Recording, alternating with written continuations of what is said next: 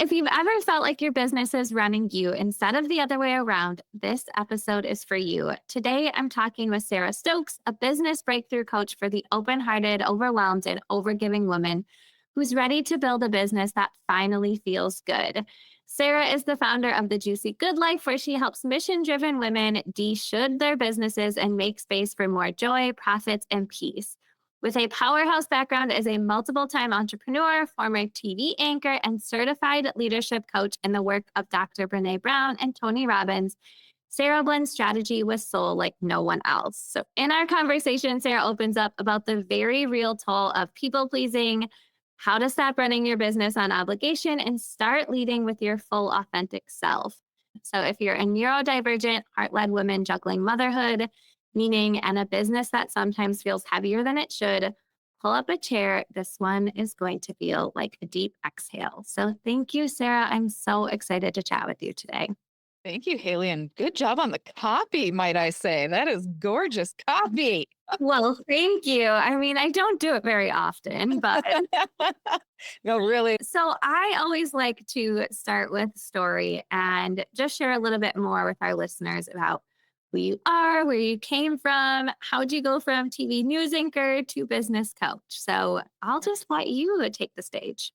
Okay. I live in Wisconsin and I grew up in Minnesota, traveled all over the country for my first career as a TV news anchor. And I thought I'd retire as a journalist. I thought that would be my, last career, first career, and it would be the end of it. And life had other plans, right? Two babies later, my husband and I were co-anchors. And so we would anchor 5, 6, 9, and 10 p.m. newscasts. So our babies had to be in daycare until 11 at night. Oh, wow. And it worked until it didn't, right? And our son did not do well going to bed at daycare after he graduated out of what they call the baby room, right? Into the big kid room. And so night after night, we were in this terrible place of what do we do? He's having such a hard time. And you don't have kids to see them suffer. So we had that like big moment where it was making the pros and cons list. Who's going to leave TV? Because there wasn't an easy way to be one on the morning show and one on the night shift. It just wasn't optional. As it turned out, I had enough faith and I was still breastfeeding. So I had like two reasons above and beyond my husband's reasons to leave. And I said, I think I can run a business. And as love would have it, a friend of mine said, hey, would you like to buy my magazine? And I said, yes, I would. What a perfect segue from journalism. So I bought a women's magazine, not having ever published a women's magazine, sold an ad, none of it, right? No graphic design background. And so I was plunging headfirst into this, and we did pretty well. I grew that to 7 times its size and reach. And pretty soon my husband's like, I want to be home too. And so we realized there was a need for marketing in our area. And so we launched a marketing agency. So he left TV shortly after I did. We had a magazine and a marketing agency, grew them both, and the agency took off. And so I realized I needed to sell the magazine, grow the marketing agency, and we did that. And then as I was growing the marketing agency, I'm looking around for a mentor like me, a mom who wants to kick butt in business, but also wants to be in her jammies a lot and never miss a thing with her kids. I didn't find anyone like that. I found awesome business coaches who were in pencil skirts on a yacht somewhere, and that wasn't me. Or you have like Tony Robbins types. I'm like, I guess I have to become her. I need to be the mentor I wish I had. So that's when the Juicy Good Life business coaching was born. And I ran that alongside the marketing agency, did all the things that you're supposed to do on paper, hit the $1 million year, all the shiny things, built the team, did the things. And I realized I'm like, this isn't bringing me joy anymore. So here I am coaching women to not have shoulds in their business. And I'm running one of the biggest shoulds ever. The marketing agency was beautiful, but I was complete. And so almost 3 years ago, I made the decision to retire it. We didn't want to sell it. We'd been down that road with the magazine. It wasn't very much fun after a while, seeing something you've built not make it. So we just decided to sunset it. And it was the best decision I've ever made. So for almost 3 years, I've been full-time business coaching, helping other women get the juicy good life they want. And I had to do it by stepping into mine full time. So that's the fast forwarded story. My kids are 12 and 14 now, and I haven't missed a thing. And it's been the best. Well, thank you for sharing that, Sarah. And because we live in the same area, I've had the honor to know you and see all of these transitions. And I'm always seeing your posts on Facebook. You're really living that joyful life. And I think that's so important. And you talked about the shoulds, right? So Yeah. helping women de-should their business. Yeah. Hear a little bit more about like what that looks like or how you help women do that and why it's so important. Yeah. So tactically, honestly, it's getting out of the dopamine chase. So I'm really good at helping neuromagical women, right? People who have neurodivergence are 300 more times likely to start a business. And I'm like, yeah, because and I'm not diagnosed, but I can definitely smell similarities, right? We're visionaries. And the women I help have businesses full of shoulds because we want to get it right. And there's a lot of dopamine in that new, hot, sexy thing to do in your business. But what we don't get all the time is the example of what's actually working here. So when I think about a should, it's something we think we have to do to be successful, but it actually isn't in alignment with us. A commitment is something we are choosing. It is an alignment, it's a decision, right? So we get clear on what's a commitment, what's a should. And the shoulds aren't making us money. They're not bringing us joy. They are something that we think we have to do because we heard it somewhere or we're conditioned to think we have to. So we get clear on what's actually working. We know exactly where our sales are coming from and we know exactly what our top 20% of ours to do activities are. And when they get clear on that, then we just coach until that conditioning lessens its grip on us. And pretty soon the women are like, oh my gosh, I'm getting way more traction in less time. I could be the mom, wife, woman, community leader I want to be. And my business is actually making a profit now because we've deleted the usually 80%. You guys maybe have heard of the 80/20 rule. That's real. There's 80% of the junk in our business that keeps us exhausted, scrambling, and broke. And we just work on releasing that and truly being in the business we wanted in the first place. And that's the magic of it. That's the magic of a should free business, truly. Yes. Okay. So I'm glad you brought that up. That's something that I have been working on is trying to find that 80/20, right? Because Yeah. I know there's some things for me that are definitely out of alignment. And like you said, I am not diagnosed either, but I see it Right. in those dopamine hits or the things, the new shiny things. Like, so how do you, I guess, help women figure out what that 80% and what that 20% is? Yes. Good question. So I have something called the top 20. I think it's a conglomeration of things I've learned over the years being in my own, getting my own coaching, getting my own, reading all the books, getting in masterminds myself. So I'm like, I wish I had, if I need to credit it to somebody, I don't know where. But we do an exercise and your listeners can do it right now. You take a piece of paper and you draw a line down the middle. And on the right-hand side, you write down everything that's winning, everything that's working, things that are going well, success in your life. And on the left-hand side, you write down the things you do every day. And then you look at what's actually the action that led to the win. And you'll come up with 5 that have lots of lines. Like I literally have people draw a line across the page. So if I say, got a podcast interview, this would have come from networking because you and I would have met through our networks, right? So if getting on a podcast is a win for me, networking would have gotten a line drawn to it. So you do this process through your whole daily activities. And typically it's 5 things that will emerge. For me, it's like networking, showing up on social media, taking care of myself in the morning, right? And so lifestyle and self care is usually on your top 20, but that's how we get super clear. And our brain needs that evidence that we actually win doing these things because what does conditioning say? It says, oh, your morning magic routine, Sarah, that doesn't make you any money. And every piece of evidence says, oh, yes, it does. Because if I don't, I'm not showing up on social. I'm not feeling like networking. I'm not showing up in my true service to my clients. So just take that piece of paper, do it right now. And your top 20 will be 5 things. And the rest, you'll be like, oh my gosh, yeah, actually, I can say no to whatever it is, or I can offload the laundry to my niece who wants to make a little summer cash because it's not my top 20. And your top 20 will get you 80% of your results in 20% of the time. That's why it's super worth it to do this.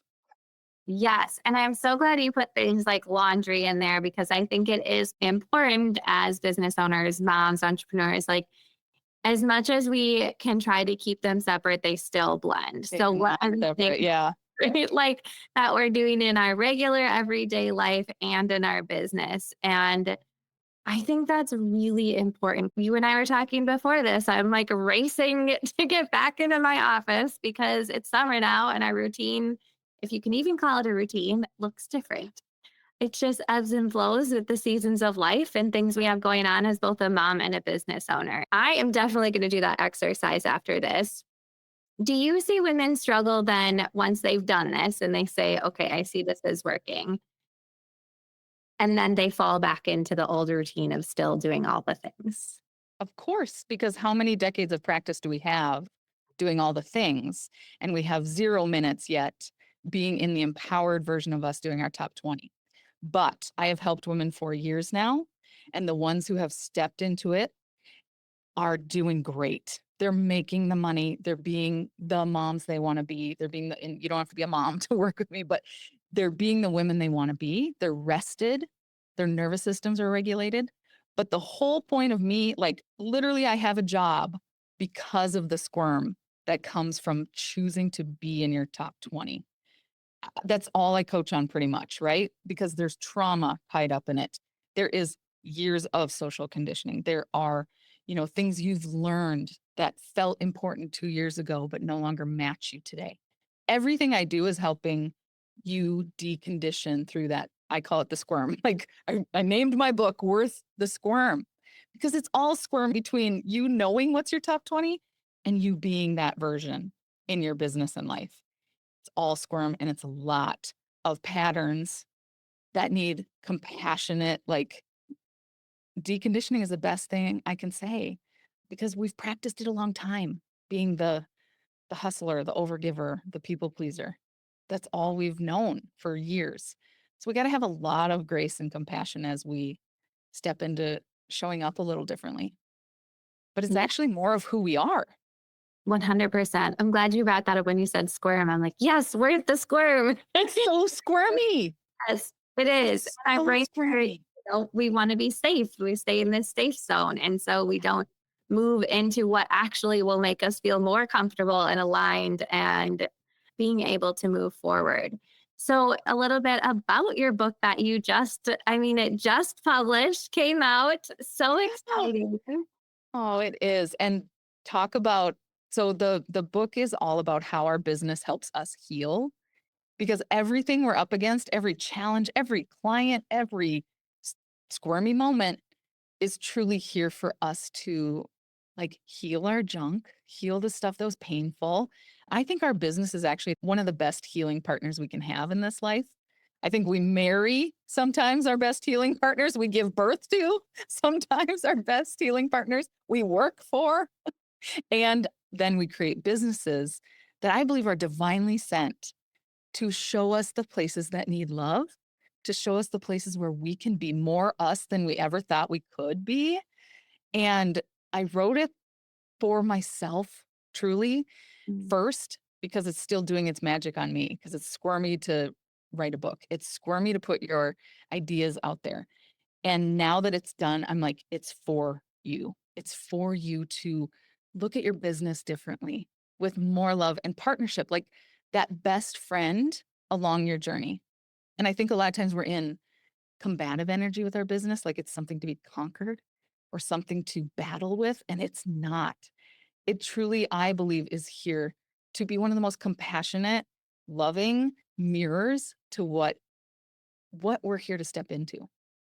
As you're saying that, I was thinking there's this quote, and I also don't remember who to quote it. This to. It was something to the tune of the hardest thing we'll ever do is be ourselves or to show up Mm. authentic selves. And that really hit me because especially running a business and being in the spot. Like, if you're not comfortable doing that, it can be hard. It can be squirmy.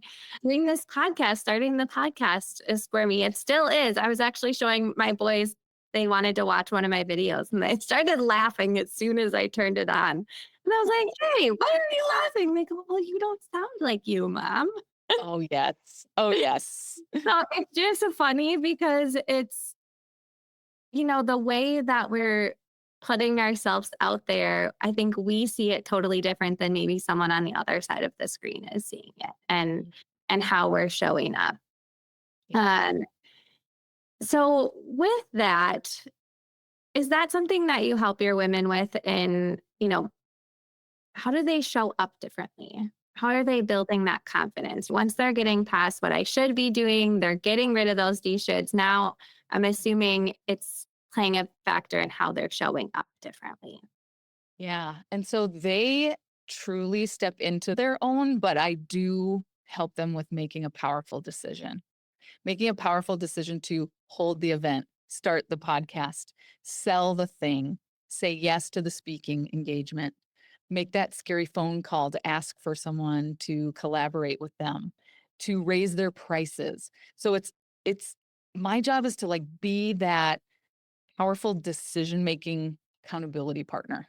Hold them through the fears and the junk that the brain automatically offers once we decide. I heard this somewhere too. Once we make a decision, your brain gets busy distracting you because the last thing it wants is something new, even if that something new is really good for us. And so I know that once she makes a powerful decision, then it's happening. The universe is going to conspire to help her. And then we just keep like cleaning up energetically, thought wise, action wise, what's in the way. But she's stepping in on her own. And that confidence comes from like being with her. So if you're listening, being with yourself, even when you want to gag or barf because you're scared to death, that builds something new inside of you. I don't want that for anybody, but it's like a real nervous system thing sometimes. I just had it a week ago with my coach, and I'm like, oh, wow. So I'm here to help hold the vision, help her make a decision, and like be that belief alongside her. I will believe bigger than you do sometimes, but it's all her from there. Like the more you are, the more you shine effortlessly, you know? It might not feel like it, but you're doing a heck of a job on this podcast, Hailey. Like, it's awesome. And of course, our kids are like, what's that, professional voice? My kids do it too with me. They're like, do your TV voice, mom. That's so weird. And you are still you doing this thing in an empowered way. Like, you did that. You did that. Okay, I'm going to go somewhere different than I thought I was today with this conversation. Okay. It was probably 2 years ago now. And I showed up to one of your workshops, an online Zoom workshop, and you did this really powerful exercise that still sticks with me today. I don't know if I've ever shared that with you, but No. it was so powerful and it has changed a lot of how I view things and moving forward in my business. So, first, I want to say thank you. But I'm going to cry. so, part of the exercise, and I'm totally going to get it wrong, but I want you to go, if you still do this, or if you don't, I think you should because it's really powerful, is closing your eyes, imagining yourself a year from now. Do you want to be exactly where you are? And that was really eye opening. And I was in a hard spot at that time. And so it just, I don't know, it kind of helped me have a breakthrough. And I would love if you could maybe just share more about that. Sure. Well, and it is called Breakthrough. I do it every November online. So, yeah, and I'm goosebumping. That I'm so glad. I'm so glad because it was the thing that changed my life about 10 years ago now when my first life coach did that for me. And I'm like, oh my gosh. Like, I call it the two doors exercise because you're looking at door one in 5 years with no changes and door two in 5 years with the changes you want to make. So that's the beauty of it. It's drawing out what you want. And you're already her. So if you did this 2 years ago, are you already in that second door version of you in new ways? Yes, yes, definitely. And I think that the hard part is sometimes I fall back into that door one version. So it's Oh, coming back to it and saying, okay, no, let's revisit. And what do I want door two to look like? yes. Yes. Okay. And if people are like, you can't tease us like this. I have a recording we can give to your listeners in the Oh, show I notes. If love you're open to that, they can it. do it by themselves right away so they don't have to wait till November. Also, come back in November and do it live because it's fun to be in group. I just talked about this with clients yesterday. I have a client who is living her second door, Mm, and she's lived many second doors with me, right? We've worked together for many years. And she said, I no longer am interested in taking the bait of the first door because ooh, I know I was like, oh my gosh, that's a mic drop. Because it is so tempting because we have normal human brains that think comfort, even if it's painful, is better. They think that us being exhausted and broke is easier because it doesn't know. It's just trying to keep us alive.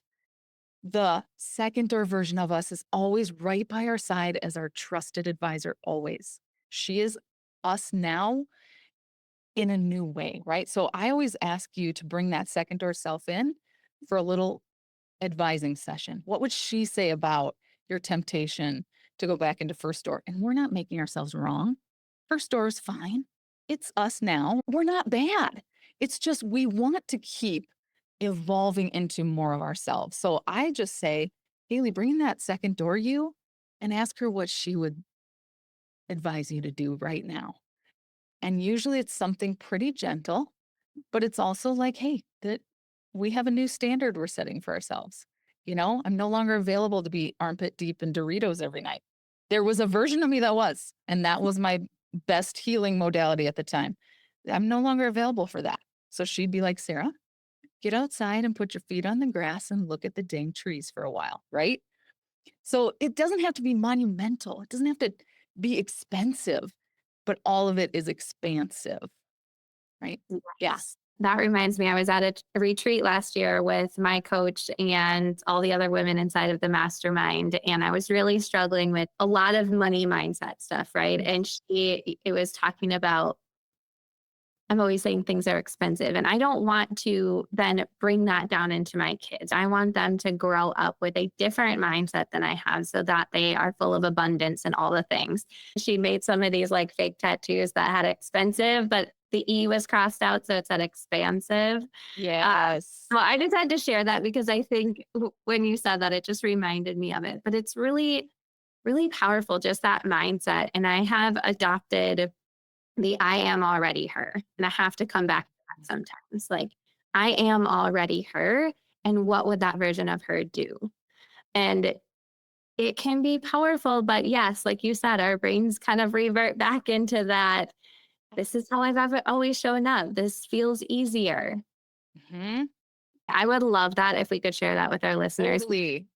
Like I Yeah. said, exercise was so, so powerful for me. So, one other thing I want to ask you is we talked about doing the 20 list, right? So Mhm. that 80-20, what can we do? And then making those decisions and becoming confident on that. But what are maybe some of those first shifts that you would recommend to the people listening today who they do the list? And what are some of the first shifts you recommend to them to start taking action? Or if Yeah. things aren't aligned, how do they, you know, get rid of those? Mhm. I think Mhm. that can maybe be a really hard step. Totally. So to first of all, not try and do it all at once. We will overwhelm ourselves and shut down, right? And then we won't come back to it because we've decided it's too hard. So I do this work today and I'm really practiced at it, but it still is important for me to say, what's a nibble I can take? What is a nibble I can take right now? So for me in my work right now, it's like, oh, I can just go ahead and download that live off Facebook and put it on TikTok. That's a nibble I can take versus 18 steps in a marketing plan that just shuts me down and then I'm looking for Doritos at the grocery store. You know? So Yes. take a nibble at a time and celebrate every single win because our brain does need evidence that it's working. It will be so busy telling you how it's not working, it's not enough, blah blah blah, that we need hard evidence. So write down, how is it working?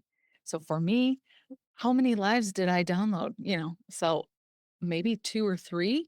Hey, I got 2 or 3. That's better than 0, which is what my brain convinces me I've done this week, right? Is 0 things.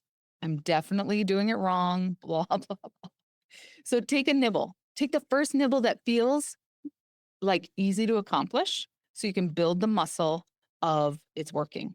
And then take the next nibble. Pretty soon, you don't even have to like be this tactical. You'll just be doing it. You'll be finding out that it's working. You'll be seeing more ease in your schedule. You'll be finding less chatter in your brain. Absolutely get support for sure. But don't forget to celebrate every minuscule win. I don't care how small it feels. It's important and it matters to the rewiring we're doing. Yes. We are leading ourselves in bigger ways that start with really small wins. Yes. I think the celebration is so important. And part of, I think too, as being a business owner, a lot of times we're in our homes by ourselves or in our office or wherever your office might be. Mine is Yep. at home. But I've been able to surround myself with other women in business and have a community that I can go to celebrate those small wins, and or even just to vent when things aren't going the way I want them to, because that happens. Yeah. But the more that we can surround ourselves with a community, and I know that's what you're doing inside of the work you do, the women, I've seen it, the women come together and new friendships are formed and they can, just be that sounding board for each other. Yes. Yeah, it's super important. To be witnessed, even, is such a great muscle builder on our way to a juicier, happier life, right? Yeah, community's awesome. But if you don't have that yet, get a piece of paper and have your own back with it. I love it. Okay. So I always like to round these episodes out with defining success because, Mm. as we know, success looks different for everyone. But there comes a time when that's not really aligned with who you are and what you want. So, how do you define success today? And maybe how has it changed over time? Oh, yeah. It's changed a lot over time. I used to have a lot of metrics and, KPIs I wanted to hit. And I hit all of those. And that was great. And that was a part of my journey. My definition of success now is getting to do what I want, where I want, when I want, with whom I want. And Yes. that seems to cover everything. So if that's me taking a road trip to the Redwoods, I'm doing it with my daughter. If that is me sitting on my dock in my pajamas while the boaters drive by, I'm doing that. That is success to me now. And it really does cover everything. Because when I'm doing what I want with whom I want, I'm successful in every way, And sometimes that whom is me and just by myself having some great nap time or bathtub time. But that seems to be what I'm stepping into now is just pure freedom. And my business has my back through that. And that's been a key component of all the things we talked about. When we can build that business, we do get to have that freedom. Mm. It's not a myth, it can actually be. And that's what I'm here for every single day. Thank you so much. And I am assuming, I shouldn't make assumptions, but I'm assuming that that type of success feels a heck of a lot better than the KPIs and the metrics and all the things. It sure feels aligned. And that is the point. And not that it didn't feel great at the time, because that's the version of me I was in at that moment. But yeah, I can tell you I had to hit it myself to see it. But the $1 million year I thought would feel a lot different. And I actually get a pain in my heart thinking about it right now. I never felt so lonely as when I was having that quote unquote celebration of that. Because I'm like, this was supposed to fix everything. Nope. Apparently, getting to do what I want, when I want, with whom I want is actually the ticket. So, yeah. I mean, and that's not true for everyone, but this does feel a heck of a lot better. Yeah. Mhm. Thank you. Thank you so much for sharing. As always, I have such a joy talking to you, and I know our listeners will get so much out of it. So I'll have all the things in the show notes, but if people want to find you, work with you, go further, where can they find you at? So I'm on almost every social, almost most of them. I hang out on Facebook a lot, but you can find me at thejuicygoodlife.com or just look up Sarah Stokes and you'll find me taking pictures of sunset somewhere and we can get connected. But thejuicygoodlife.com will have all of the things and the tools, the book, and I can also give your listeners a piece of paper to guide them through the top 20. I have a link to that if they want to download a PDF too. So no strings attached, just a easy download on Google for them too. Amazing. Oh, you're sharing so much goodness. I can't wait to get my hands on it. So I'm sure listeners can too. But thank you again, Sarah, for being here today. Always so much fun chatting with you. I appreciate it, Hailey. Thank you so much.